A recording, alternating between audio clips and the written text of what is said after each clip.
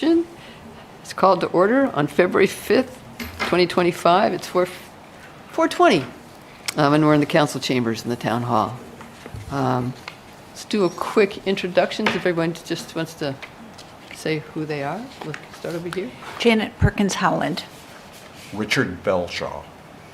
Leslie Schwartz. Sally Needell.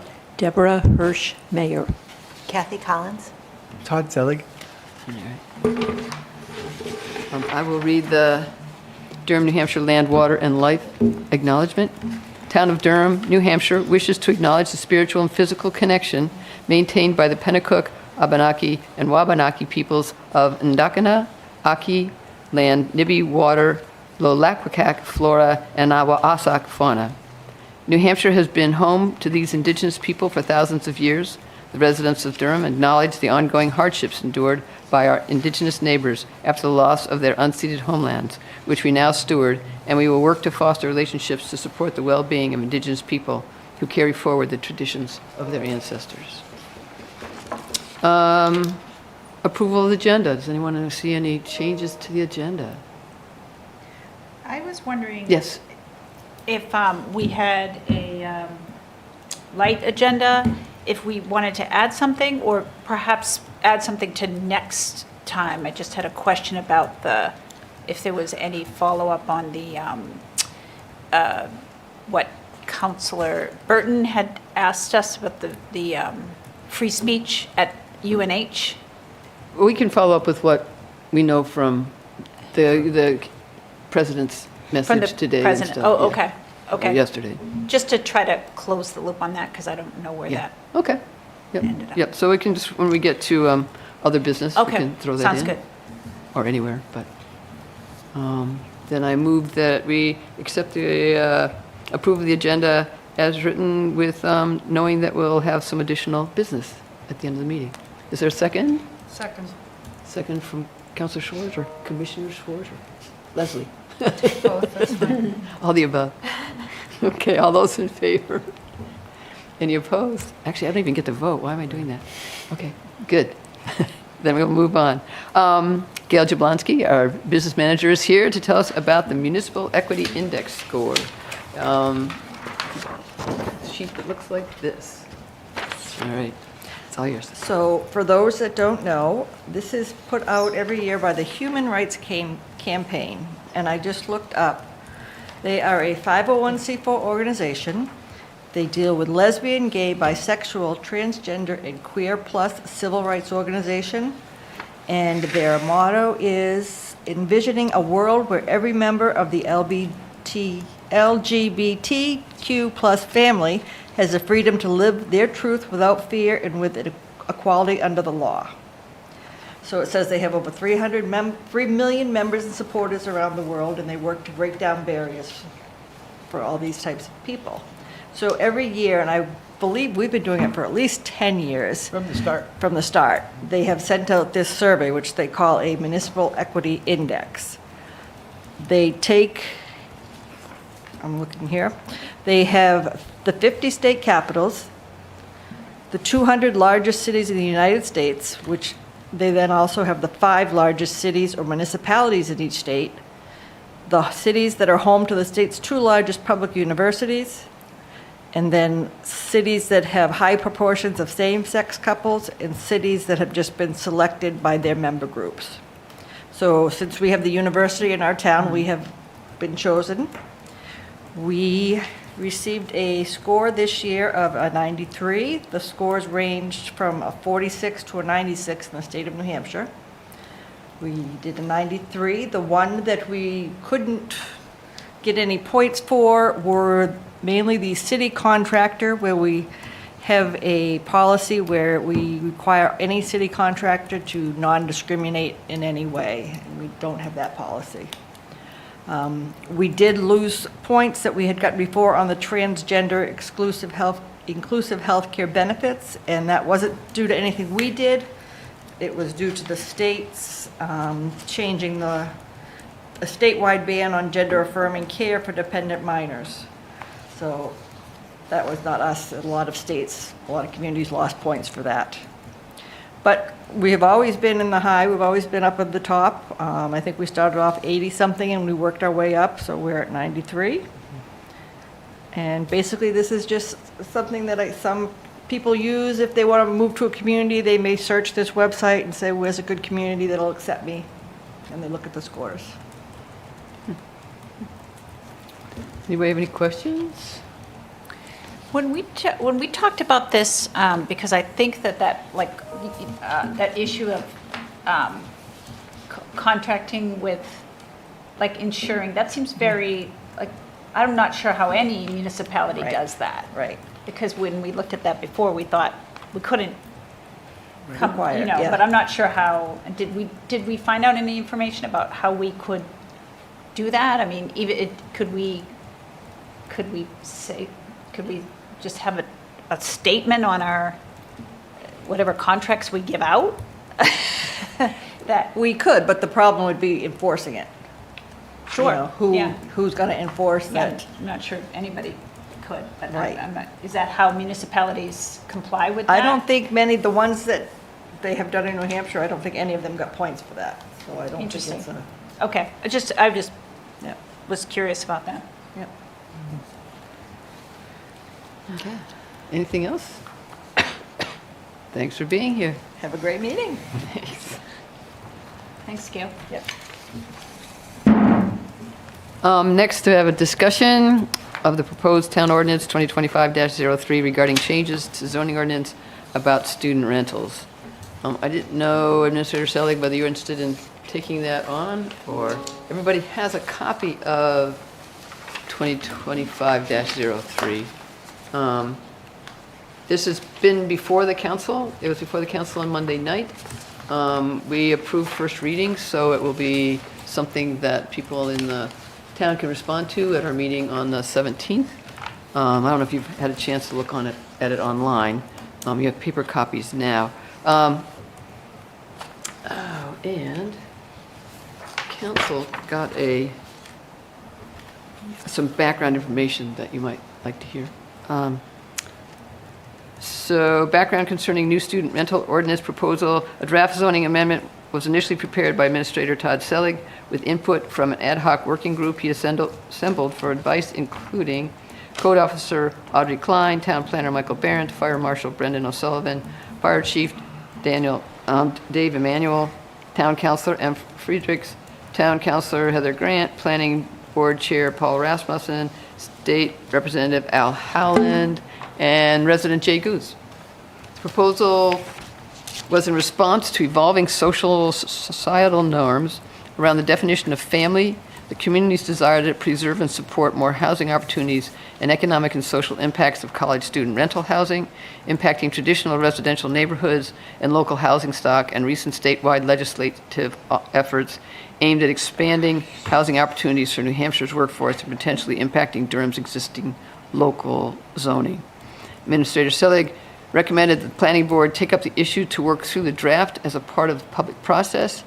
Planning board has made several adjustments to the initial draft, which has been posted in advance of the upcoming public hearing on January 8th.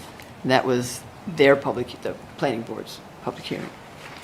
Durham's current family definition is rooted in 1950s definition of family. The zoning proposal addresses evolving societal norms around the definition of family. There are unmarried blended families, unmarried same-sex partners with children, and other family configurations that should be recognized. The draft zoning change increases housing opportunities for workforce and young professionals by allowing more than 3 unrelated to share a building. Durham property owners have expressed concern that their existing 4- and 5-bedroom homes are unreasonably restricted to no more than 3 unrelated ordinance. Okay, so the draft zoning change defines student rental as a residential dwelling composed of 1 or more dwelling units on a single parcel that includes 5 or more full-time undergraduate college students. Note to myself when I read that was, any other house in town that has college students in it happens to be a house with college students in it. Whereas once you get to 5 or more, then it's now in the student rental category. Just a twist on what you might think was the definition of student rental is a little nuanced. Could you repeat that, please? Sorry, yeah. that student rental is a residential dwelling composed of one or more dwelling units on a single parcel that includes 5 or more full-time undergraduate college students defined by the federal law. I don't think I've read the whole thing before, but the threshold of 5 applies to the total number of dwelling units on a parcel. So a 3-unit building with 2 full-time undergraduate college students in one unit and 4 in another would be classified as a student rental. Kathy, it's written here. I know you're Okay. Yeah, trying it'll to do be that in there for a too. minute. Yes. Okay. It is. So it'll Got be it. referenced in there. Thank you. No, could you say that one more time? No. I got you. No, just watch it on DCAT. Yes, I will. I'll do that. So the proposal indicates that student rentals, 5 or more full-time students, will be allowed in specified zones: central business, professional office, Churchill, and courthouse zoning districts. With fire code compliance, sprinklers, etc., up to 4 full-time students will be allowed by right in all zoning districts on one parcel that's combined dwelling units such as single-family dwelling with accessory apartment. Any number of occupants, assuming that no more than full-time students, 4 full-time students, will be allowed in any zoning district with fire code compliance. So you have to be in these zones if there are more than 4 college students, and it's only in specific zones that you would find these. I can keep reading. There's a great deal of interest in the state legislature to address New Hampshire's housing shortage. Durham's historic no more than 3 unrelated provision of our zoning ordinance dating back to the 1980s was narrowly preserved in 2024. New legislation has already been introduced that will once again target Durham's ordinance and our outdated definition of family. The new proposed student rental ordinance would protect Durham because occupancy is limited by the definition of student rather than familial relationships.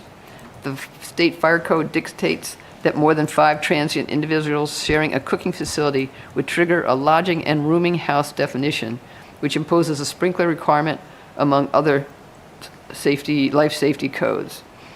If the more than 4 individuals are full-time students, it would trigger a student housing definition. I've lost part of the page. Okay. So let's see. Al Howland has worked on an amendment to an ordinance that's in the legislature trying to sort of protect Durham, but also look at how we reword our ordinance so that there isn't any place in Durham that a student can't live. However, a student can't have more than 3 friends in that same house anywhere in Durham. Because once they get to more than 3 friends, more than 4 in that house, then they need to be only in these specified zones in town, is how it's laid out right now. Richard, you look like, are you just thinking or wondering? I have a couple questions, but. Okay, let me see if there's anything here. So it says, how do we define student? These are some questions concerning proposed ordinance that are anticipated. Taking a single class, trade school, in-person, remote, these are all kinds of students you might have. Federal law outlined by the U.S. Department of Education defines a full-time college student as someone enrolled in at least 12 credit hours per term. Each individual education institution defines their particular course credit requirements for registered students.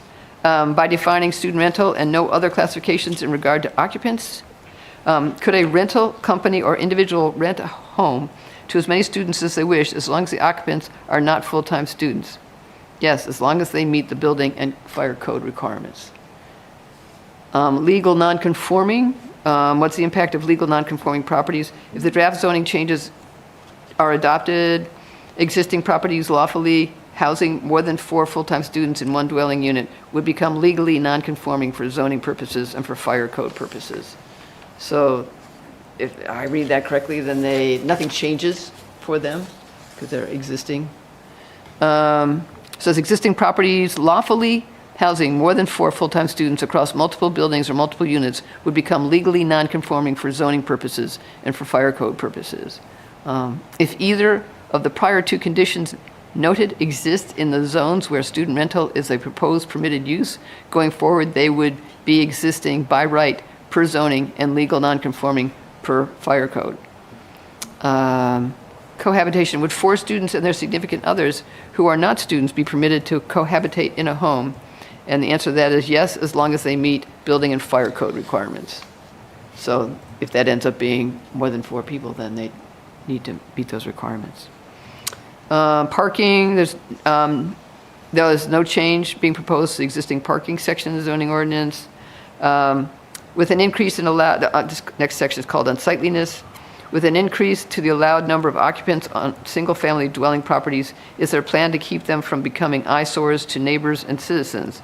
The existing trash, parking, noise, and disorderly house ordinances would remain in effect. So we do have all those out there. Enforcement, this is something that, there's an answer here, but it's not a perfect answer because we've already heard that it may not be the case. How do you plan to enforce these changes in the zoning rules? Says the UNH Office of Off-Campus Housing can confirm whether a student is enrolled or not and at what credit hour level.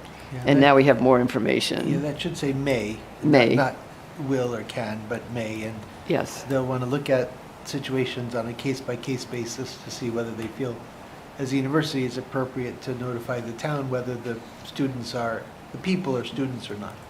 Is it a privacy issue? Yes, Yes. that's what they're concerned about. Yeah. There should be some, it can't be willy-nilly. There needs to be some tangible reason why we're interested in the information. right. So if in, one of these enforcement cases, if we're curious about, well, are these full-time students here? It's sort of along the lines of if you are living, I take it anyways, is, if you're living with other students in a house and you are not impacting your neighbors, you're not leaving the trash out, you're not having late night parties, probably isn't going to be anyone checking. But if you have these other issues, then it might give the town right to dig in. And I don't really need to read all of these. And why limit student housing to certain zoning districts? Over the years, Durham has experienced a marked difference in lifestyles between off-campus undergraduate college student housing and those households that are occupied by working professionals or families that frequently causes an undesirable impact. And so there are documents that can be referred to.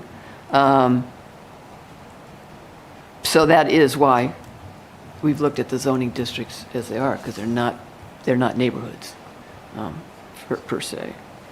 Yeah, so that's some background beyond what's in this ordinance. I don't know if everybody's had a chance to take a look or looked online.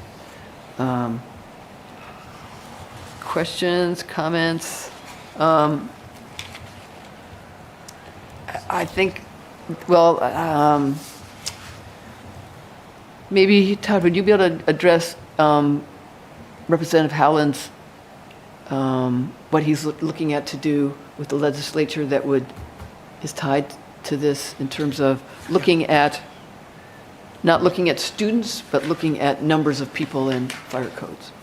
Yeah, so as Sally mentioned, this is the second year in a row where a bill's been introduced to essentially target and strike down Durham's no more than 3 unrelated rule. That's been in effect since 1982 or Six? 6, something like that. And so this year, the prime sponsor, Representative Power, and other co-signers, and there are many, wanted to introduce the following language to state statute. It basically says, I won't read everything, but essentially, towns shall not adopt any ordinance that restricts the number of occupants of any dwelling unit to less than 2 occupants per bedroom, and the governing body thereof shall not enforce any such ordinance. And then in addition, it goes on to say that such communities shall not adopt any zoning ordinance that discriminates based on the familial or non-familial relationships or marital status among the occupants of the dwelling unit, including but not limited to college students, and the governing body thereof shall not enforce any such ordinances. So that would negate Durham's current ordinance if approved, and it would also impact what's before the table now with the council. So Representative Howland is essentially suggesting that this amendment that Representative Power has introduced be amended to instead strike all of the language that's dealing with occupants and family, et cetera, and to instead focus on the statewide fire code. Say essentially that communities can't implement anything that's more strict than what the fire code says. And in that case, what we're proposing would be acceptable because we're aligning our occupancy with what the fire code says, and we're treating this category of housing called student housing as what it is. It's a commercial use. And commercial uses are not appropriate in many residential uses in town. So we feel that that would be a successful outcome for us. So we'll see how it plays out, though. There are a lot of moving parts. One is Representative Howland feels strongly that that unless Durham changes its current structure, it will be struck down, that there will not be much stomach at the state level for calling out family units and having such restrictions in a town. But Representative Howland does feel that there would be some support for aligning with the state fire code. So the steps would be first to modify our current ordinance to reflect what Sally's outlined, what the new proposal is in Durham, and then to engage at the state level on the 18th. The public hearing on this Powers bill is on the 18th of February, to encourage the legislative committee dealing with it, the House Housing Committee, to say no to the current bill and to say yes to an amendment as outlined. So that's what we hope that's what I hope will play out. The town council will hold a public hearing on the zoning provision change on the 17th. And if the council felt comfortable moving forward the 17th, when we go to the hearing on the 18th, we'd have a new paradigm in Durham that we could talk with the committee about in Concord. And there was also interest in the town council of writing a resolution from the town council that could then also be taken to the legislature. So it has the obvious backing of the town council. We go that route.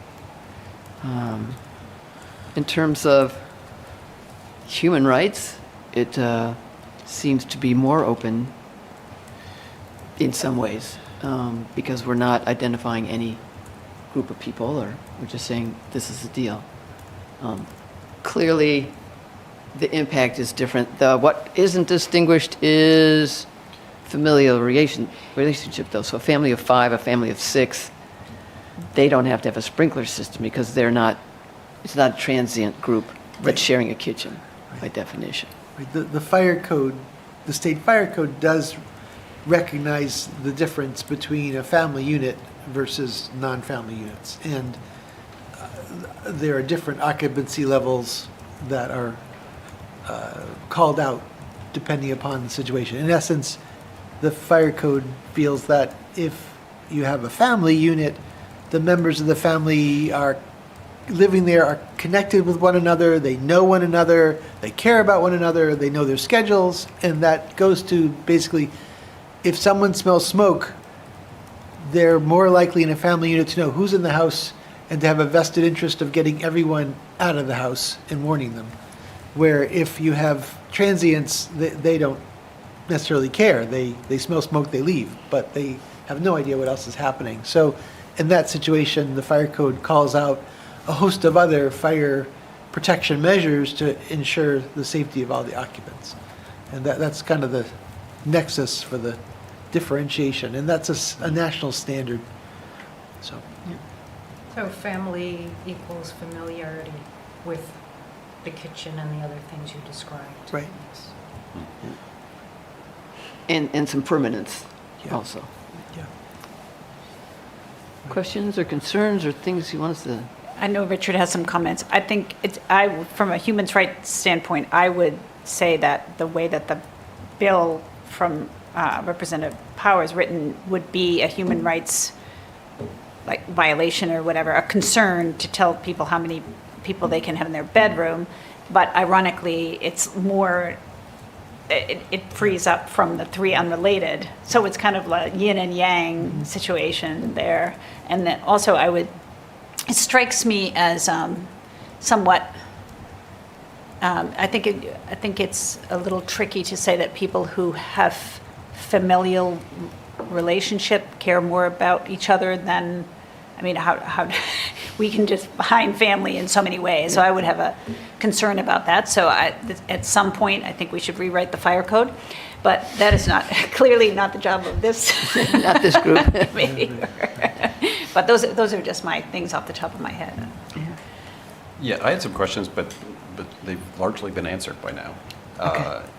A couple minor ones is on this sheet. It says in blue that student rentals are not allowed in the rural or residence ABC, but I hear that they could be. I just Not wanted the rentals, because that's 5 or more. 5 or more. 5 But or you more. can, Yeah, so that's the trick with student rental. The definition of student rental now is 5 or more 5 or more. transient. So you could have 10 in a building. You Yeah. could. So, but if you had 3, you could be in the residence or rural Yes, district. because then you're just Okay. students that are sharing a house. And if you have more than 4, then you have to comply with the fire codes wherever you are, whatever Right. situation. Okay. Right. Okay. I share, your comments as well, as far as, saying, defining family. It's very tricky. And I don't, I have nothing really to say other than that, but I would, it's interesting to me. It's interesting how the definitions come about and how people come up with things, and So Representative make- Howland's plan, and Yeah. none of these talk about family. Family isn't part of it. It's the national fire code. Right, that I is understand that. driving that piece, yeah. and the significant other part of it is also interesting. Like, how do you define a significant other as actually living in the building? I mean, maybe they have to be there 5 out of 7 days a week or something. I mean, I don't really know Yeah. how that works. I would prefer to, just from a human rights situation, I'm just concerned more with people having their rights accounted for. So I don't hear anything that really doesn't do that. So I'm okay with all of this, and it's kind of complex too, all this stuff. So I'm happy going forwards and seeing what you come up with and going from there. But that's where I am with this.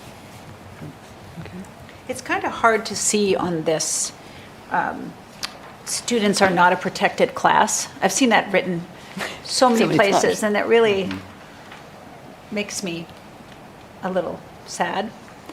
I know that it's actually, I was just about to bring that up. oh, is that right? Yes, and if that definition is limited just to this preamble associated with zoning. But yeah, I would like to know a little bit more about what that That piece. students are not a protected class. And also being a full-time or part-time. If a definition of a student is taking X number of course credit, aren't you still not a student if you're only taking one 4-credit course? I know there probably has to be definition in some form, but that's a curious thing too. Non-traditional students, Right. And so if they're not in a student rental, they're, If you're taking Fine. online courses elsewhere. right, and there's, Just- yes, right, those are hard, Yeah, yeah. it's curious.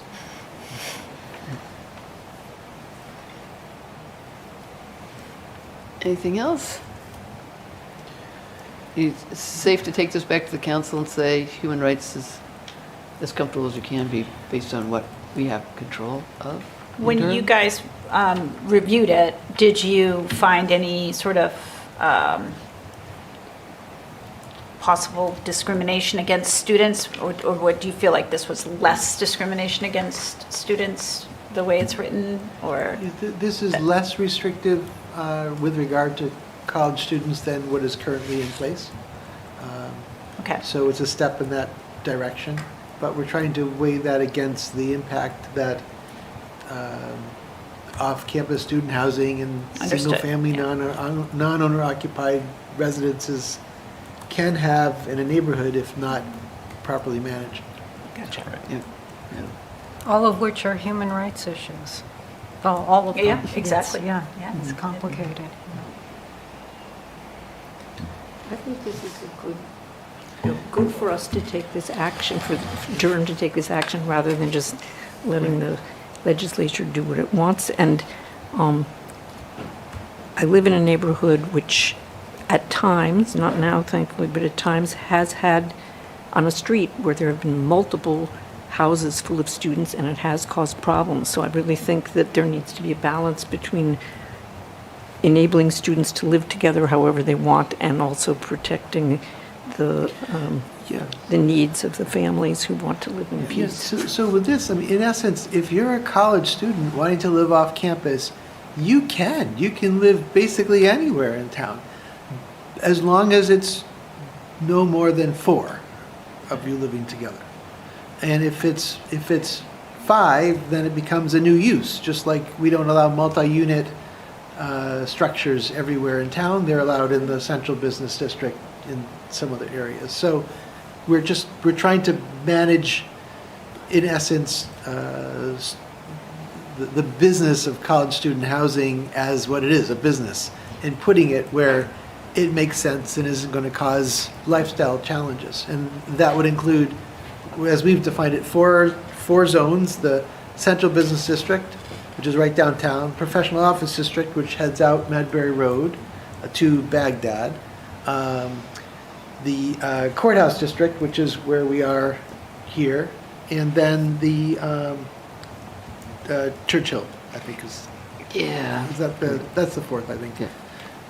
So it's this area that's most inhabited, where nearly all college students would live, and where we want them to be is here.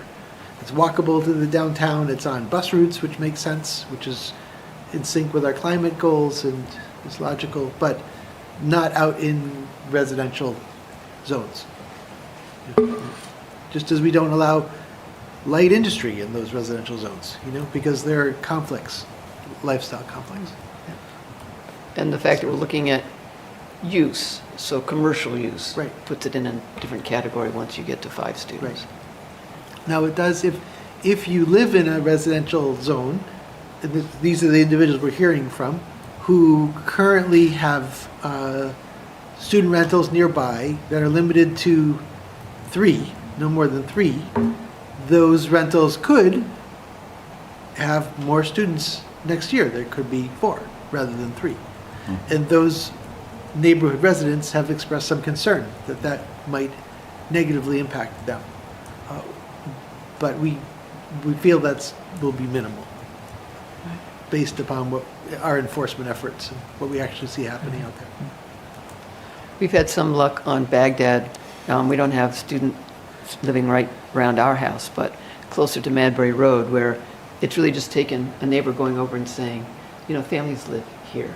If you could, if you could keep the noise down or whatever, or, have that conversation. Not everybody's going to be comfortable doing that, but it has worked some on Baghdad, which is nice. So does the commission feel comfortable sending a memo from the HRC saying we appreciate the fact that you tried to weigh human rights of all players in this but that we continue to, I don't know what you want to say, like we're continually looking at the definition, concerned about the definition of family, and any other concerns that we have about it? I don't want to speak for the commission, I'm just trying to Yeah. sum it up for the Well, I think it's something we should be keeping up with. I mean, what is the official definition? And is it basic to all sorts of things, or is it unique and different in various ways? I think that's definitely something we should need to keep track of. It's not a definition if we go the route of this route. We don't ever have to talk about families. It doesn't have to be in there. Yeah, which we So it does, Right. but it would be good ultimately to see if we could formulate a definition for family. Does not, Right. the ordinance doesn't use the term. Yeah. Mostly because we haven't found a term or a definition. Well, we've come a long way other from the communities. domestic help definition in the, True. So is it okay if Todd and I just, go back to the council and say, Human Rights Commission was introduced to all this and are comfortable with the ordinance as it has been changed? No outstanding things that you want us to consider other than eventually having a definition for family? Yeah, I can't think of anything else. Okay. All right, so next on our agenda is discussion of writing a letter to Durham's legislators for HB 139, which is proposed to remove requirement that municipalities, schools, colleges, and universities use official holiday designations. And I don't know if we heard anything more from, Well, the Yeah. bill was heard in committee last week, and they closed the public hearing and voted to kill the bill. So it's dead, unfortunately. Yeah. The bill is dead. it's dead until next year, anyway. Yeah. right. So I'd suggest we try again next year, but. Yeah. So I think we had sort of thought that this might happen, and we were going to try to work on it for next year, perhaps. And then what,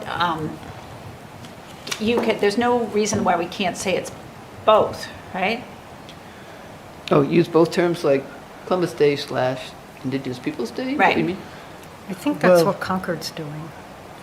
Yeah, you can see, hold on, I forget what we've done. Let me just look it up, I'm sorry. It's fine.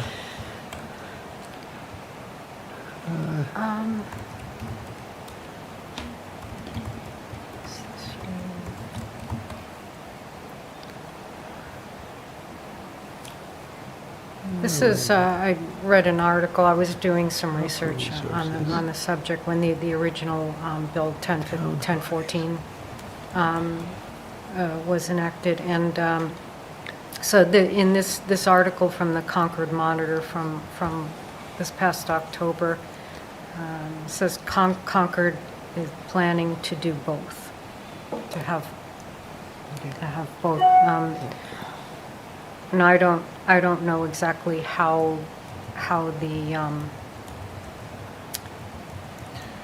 what the language is specific. We would have to look at that, obviously. But yeah, I don't know that there is a No, so we, prohibition against. well, we looked at it and asked our attorney, and the language is clear that if you recognize a holiday on essentially this coming year, Monday, October 13th, 2025, you shall call it Columbus Day.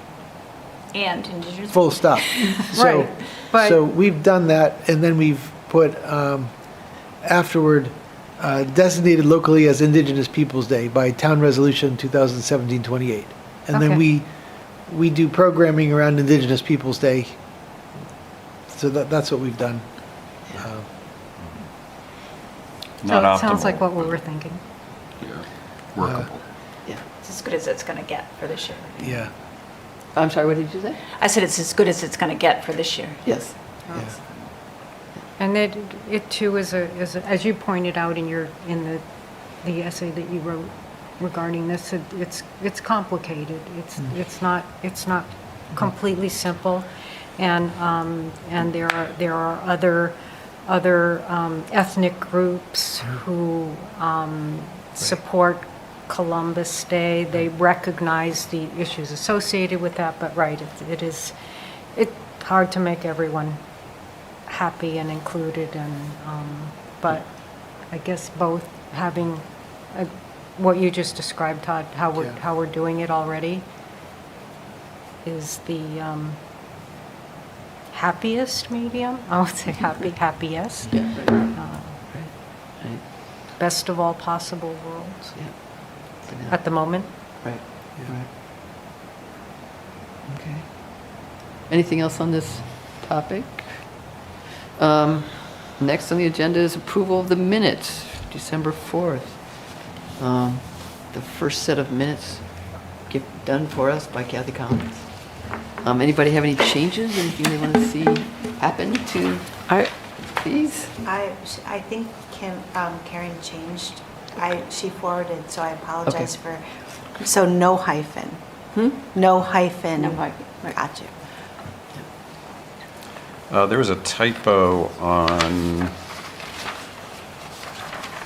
let's see, where was it? Last page, just before number 8, it says, "We should be keeping track." So Just an extra keep in there. we have an extra keep. Okay. Otherwise, I thought they were great. Yeah. Thank That's you. just the line right above item 8. So is that a change I make and resubmit to I Karen? think that'd be great. Yeah, Okay. if you could do that. Okay. Yeah. Thank you. Great. Thank you, Kathy. Thank you. So in that case, I move that we approve the minutes as amended. Is there a second? Second. Second from Leslie Schwartz. All those in favor? You guys have to raise your hand. Anyone opposed? Okay. Other business. So you had other business that you wanted to bring to us? I actually, it's just more like informational Okay. to me than anything, is that I would love to know what, I know there was a president's working group, Yeah. and then a high-level summary by the president, which I have not seen. And then I just wondered how that, I guess it's just a general question of like, what is the town of Durham's relationship to that? Yes. So if you want to hear the whole thing, Administrator Selig read the letter from Dave Kurz, who is our former chief of police, and where he really covers the history. But do you want to just summarize, Yeah, or just so- say where we are now, or? Yeah, so let's see. So the UNH, when President Chilton arrived on campus, she established a working group to kind of look at the issue from a holistic perspective, and with really a specific goal of not only looking at May 1st and what happened, but looking at how things could be approached differently to have more successful outcomes looking forward. And the working group spent time evaluating these matters and issued its findings about a month ago. And a couple of them pertained to the topic of policing. And unfortunately, the working group never reached out to the town Yeah. to learn actually how policing is done and where the nature of the transfer of policing authority and levels of supervision. So they issued the report with limited and unfortunately some inaccurate information, which was a little frustrating. But Chief Kelly and I requested a meeting with and met with President Chilton and her staff to discuss how that transfer of authority happens and what authority Durham does have, which is very limited in actuality. So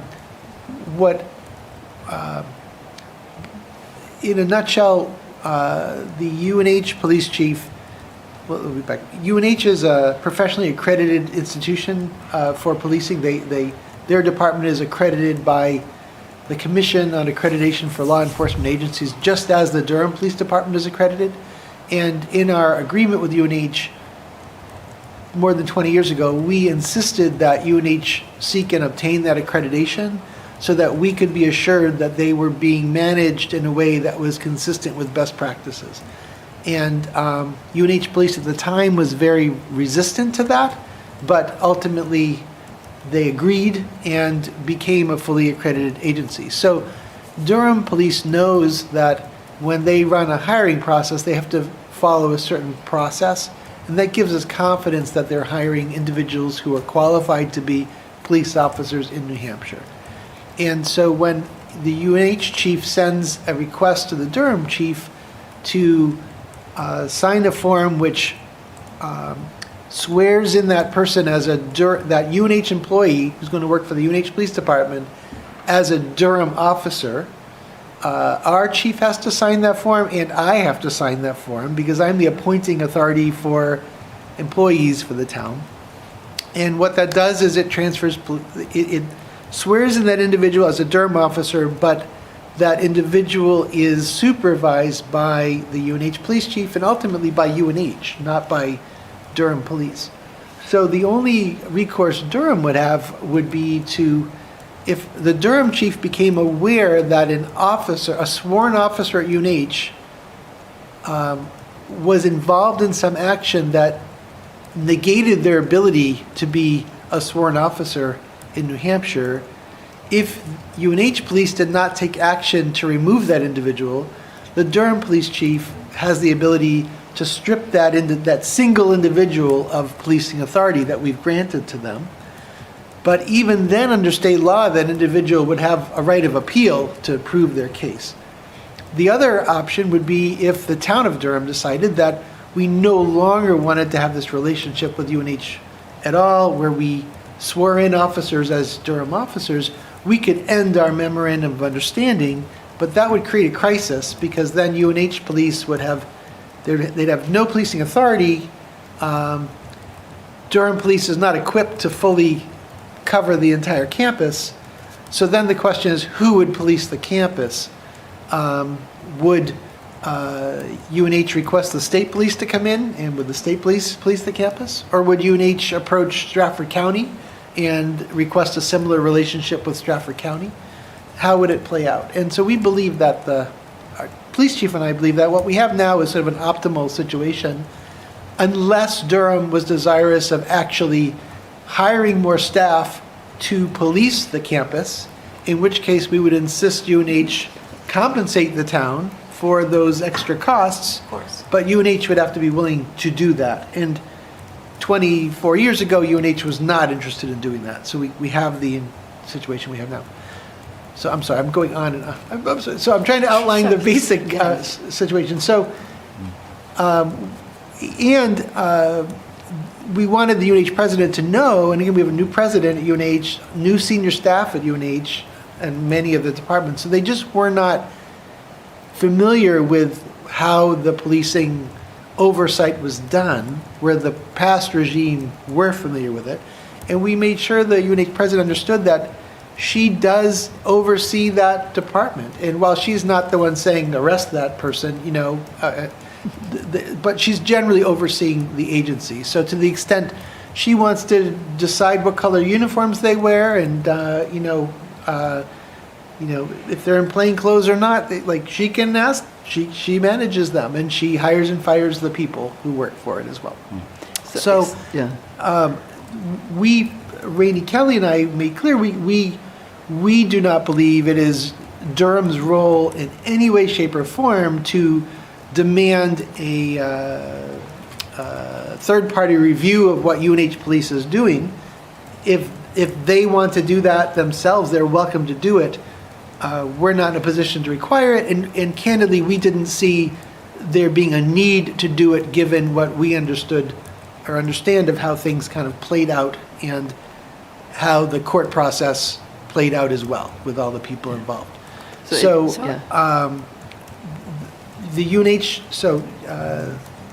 Yesterday, President Chilton issued a statement to the UNH community outlining or answering some of the topics that came up from the working group. And in terms of the May 1st event, what she determined was that she did not believe that a third-party review was called for.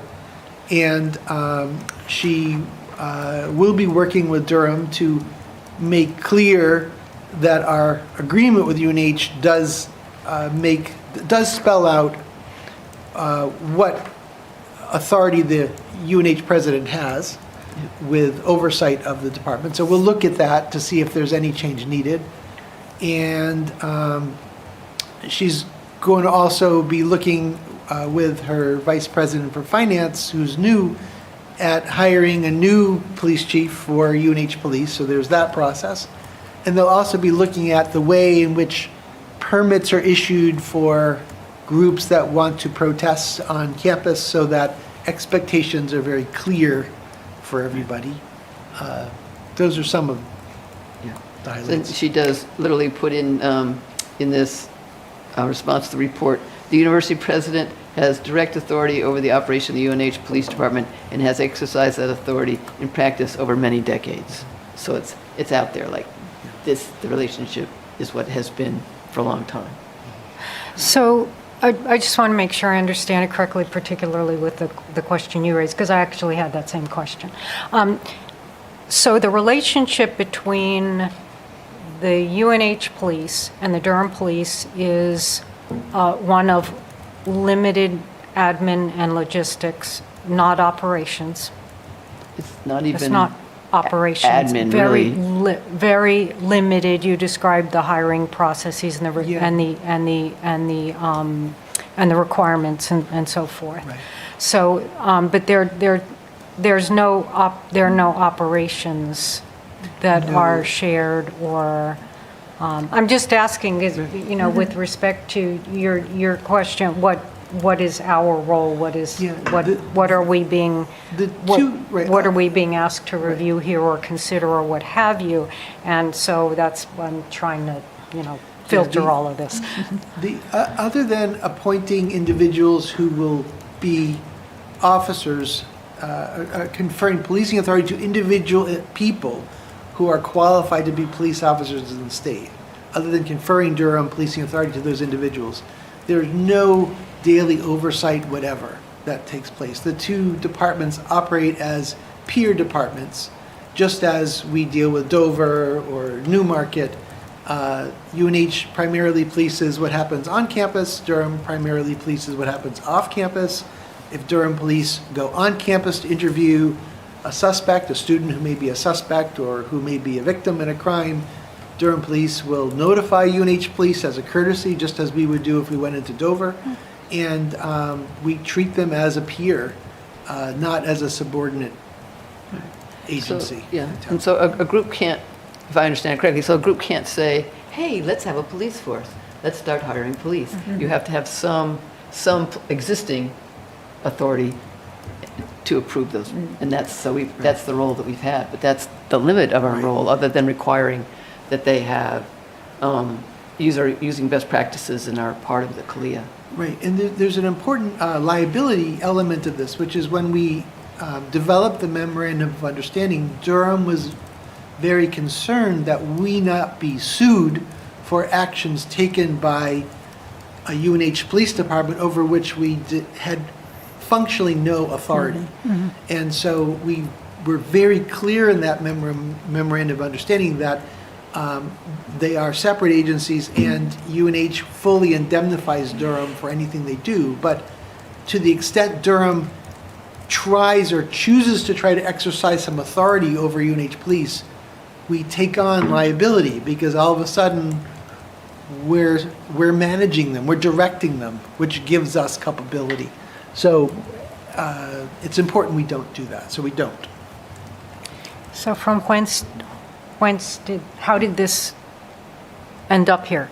How did, Well, I mean, I might have, we had talked about it because it came from Counselor Burton to our group to weigh in on it from a free speech point of view. So I was just trying to close the loop because I actually do, the outstanding thing, the reason why I ask what is our what is the relationship of the town and UNH in this instance? Because these are, even though they're UNH students, they are in the town of Durham. They're also in the state of New Hampshire. Just FYI, there is a HB 1305, which was signed in by governors, at that time, Governor Sununu. The law will take effect in August 1st, 2025, but it protects student free speech. So I guess Councilor Burton was just saying, just because they're UNH students doesn't mean they don't have rights in the town of Durham. So when I saw that these working group members had nothing to do with the town, I was like, what? So I thank you for meeting with them, and maybe can we gently suggest that in the future we would, I'm not speaking for myself, somebody from the town would like to be informed, or am I? Yeah, I mean, that's really the role of Todd and President Chilton and the UNH administration. Because again, we don't want to make it look like we are responsible for what their officers might do. No, and independent of the police. I'm just saying free speech rights. Sure. It happened in Durham. This is that's my Yeah. whole point. It doesn't really have that much to do with the police in my.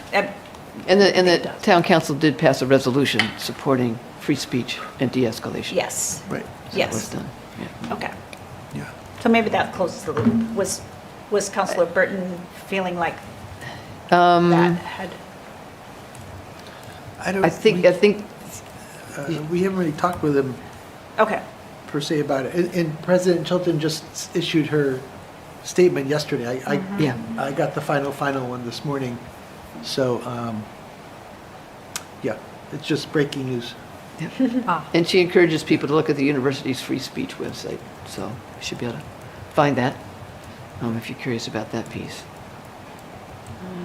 Yeah. All right. Thank you. Yeah, sure. Yeah. And I think there was an article in maybe the Concord Monitor that came out yesterday when this was released, so they may have. Is done that available? Or is Yeah. that- Do you want me to make copies? Oh, I can email it Just to you. email it? Yeah. I'll Okay, email that would be all great. of Oh, I have it everyone too. the thing. So I have a question, maybe a slightly off topic, but being a human rights commission,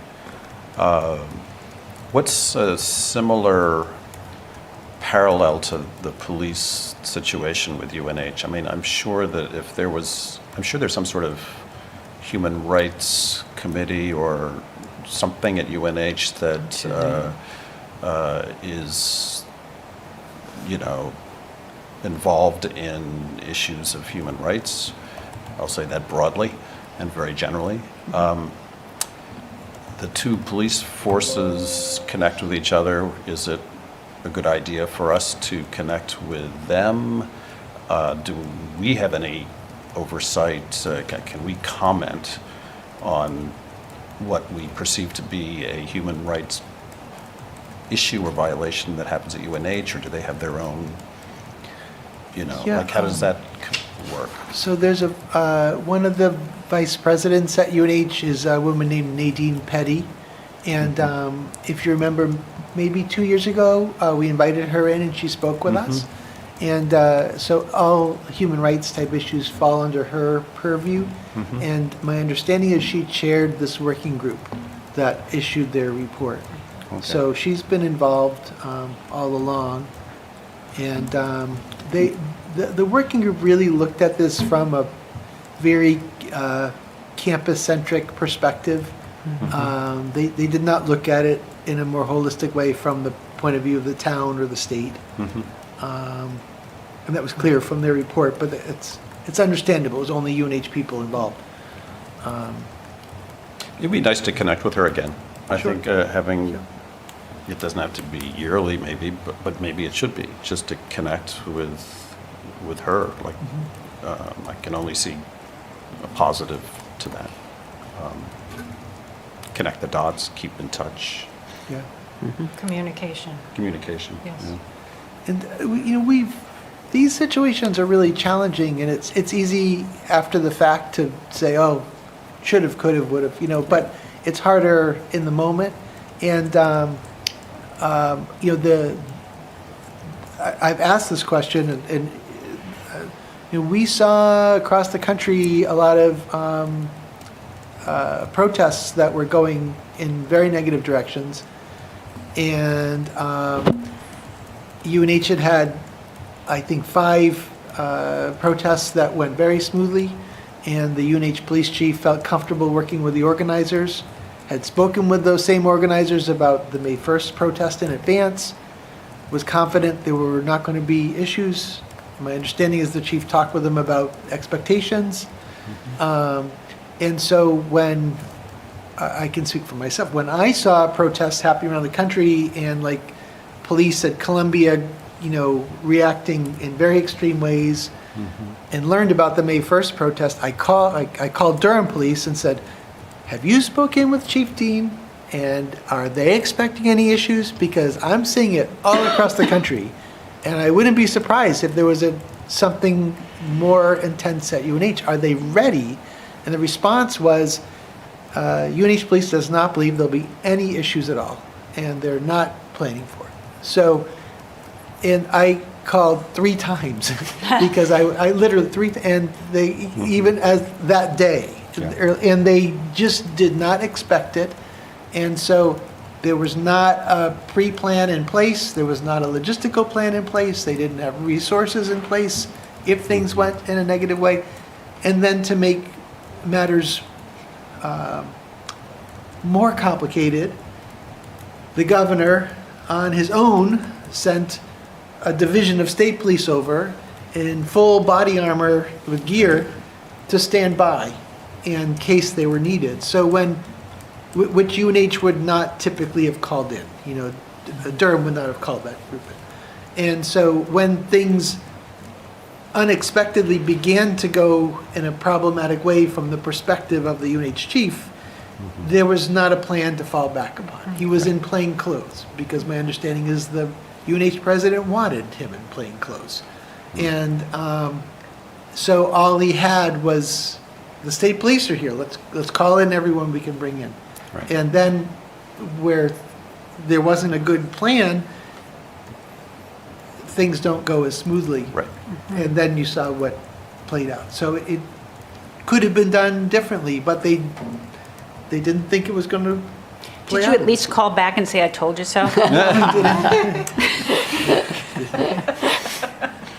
So it's challenging. And then when you have a situation like that, it's scary for the protesters, it's scary for the officers, it's scary for everybody. And it unfortunately unfolds in certain ways that are negative.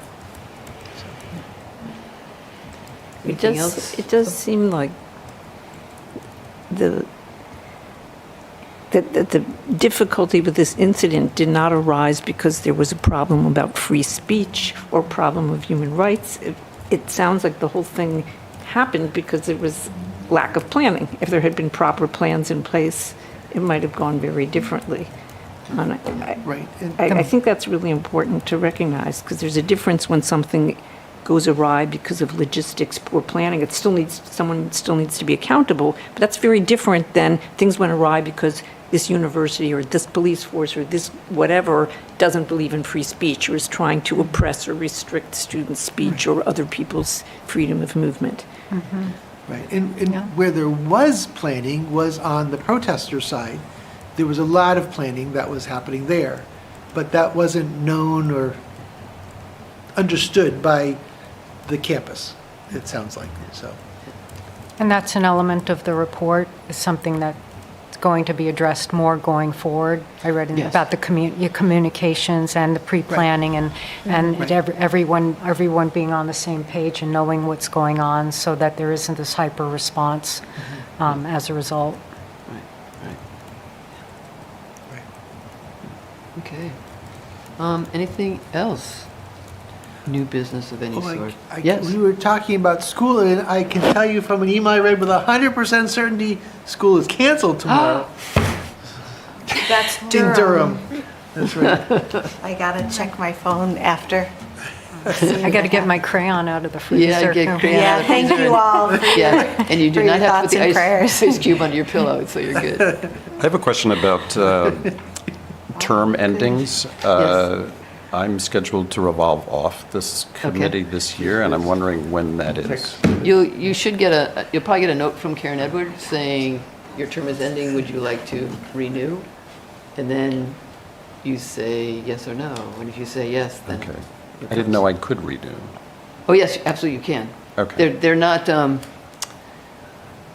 it's a misnomer to make it think you can only do this once, but you can renew over and over again. You still Okay. have your lawn signs, Richard? Yes? Do you still have the election I'll fund? be your campaign manager. Not Yes, so really. Okay. I was just I'm wondering sure this with committee would March commission would be coming up. very happy for know. you to, All right. yes, Well, thank you. join. Good, good. Next meeting.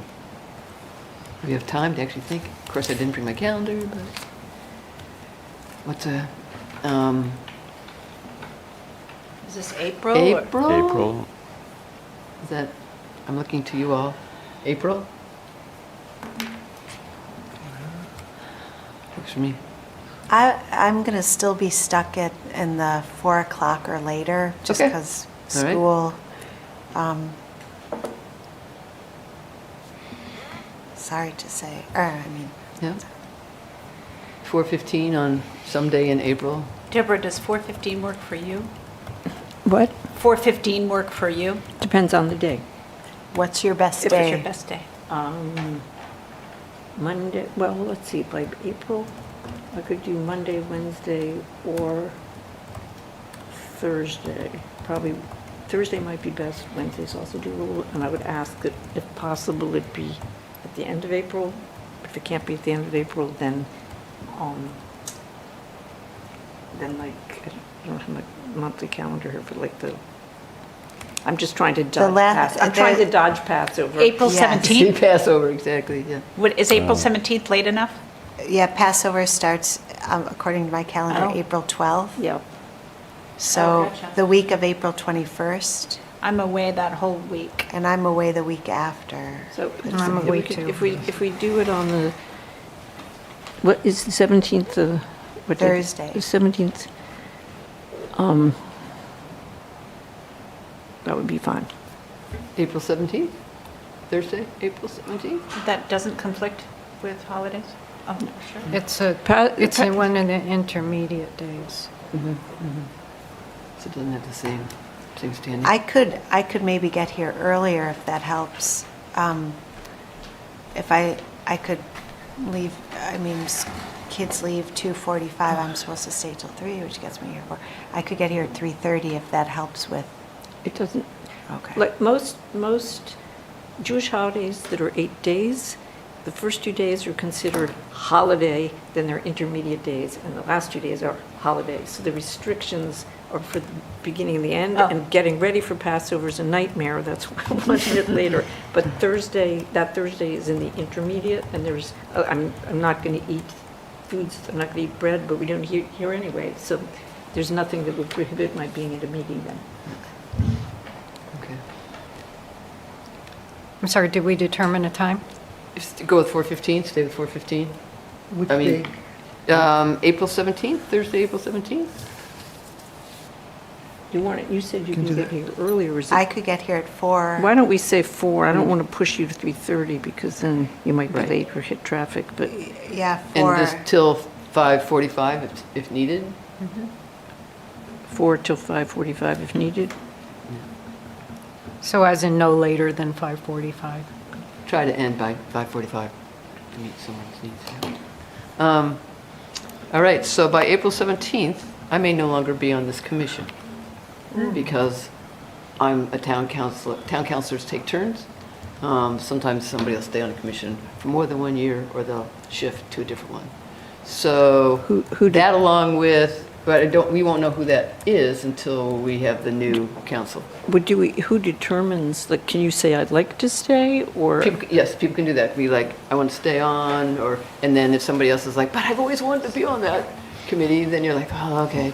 Or you do rock, paper, scissors. Then you have or a duel. whatever. Can we So- lobby? Well, regardless, because I'm a non-voting member and because I'm a transient member of this commission, it might make sense for this group to choose a new chair, which you could do now or you can wait till April 17th, when you know who's coming from the council. But again, I wouldn't necessarily recommend that the person from the council be the chair because they're on for a year.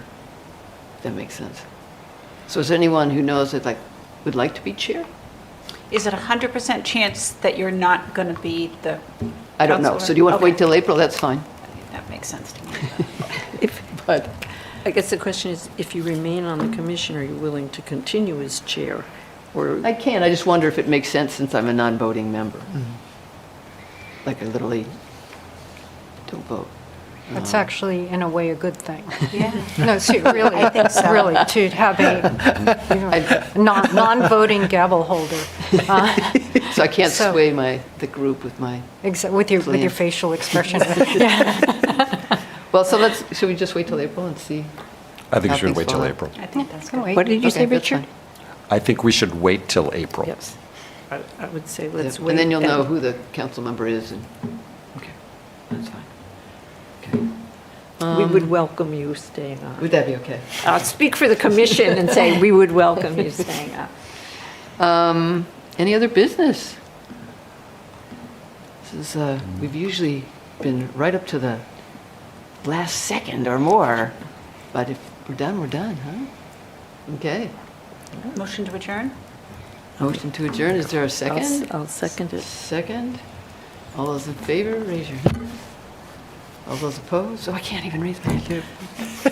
It's the teacher in me, I'd mentioned that before, like I have to put up my hand, that's what teachers do. I think that'd be a great blurb in the minutes that our chairman couldn't refrain from lifting her hand every vote in the And proceedings. they'll be in. Even though she's not supposed to, she keeps putting her hand She up. just loves being here so We much. actually, before we officially adjourned, Yes. should have said, lest you not return and lest you not agree to be chair again, thank you for your service, because it's been really wonderful having you in charge of this. Well, if I don't stay on, I'll at least come to the next meeting.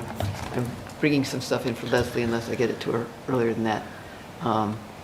I remembered that, I think when Kathy came on and maybe, I guess when Kathy came on, it was, we tried to give you a notebook, like here's background information. And it occurred to me after Leslie's first meeting, that maybe that would be helpful for Leslie too. So I'll do that for her third meeting. Thank you. A notebook, a hoodie, sweatshirt, and a. Oh, yeah. I want Right. some All sweat. You gotta wear the union. Will we know before the next meeting if you're? Yes. So it's gonna be like, No, it'll be, Okay. because those choices will be made usually at our first meeting of the new council. okay. There's no one contesting the election. I mean, we have 3 people running for 3 positions. 2 of those councilors are returning, and so we'll have a new councilor. Robin Vogt? I'm not quite sure how he says his last name. It's pronounced Vogt. Okay, good. No, it's fine, thank you. Okay, so this meeting is adjourned. All right. No one hits a gavel like that.